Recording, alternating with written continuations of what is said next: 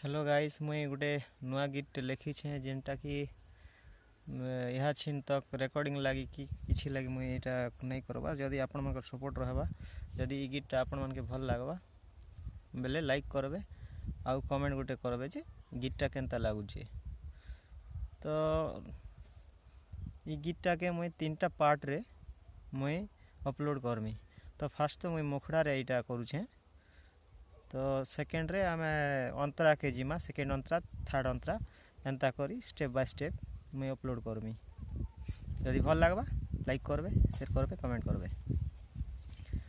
डंगर तले घर करी रे ननी दिशुछु बड़ा सुंदरी फलमूल खाई करी रे ननी दिशुछु बड़ा सुंदरी डंगर तले घर करी रे ननी दिशुछु बड़ा सुंदरी फलमूल खाई करी रे ननी दिशुछु बड़ा सुंदरी।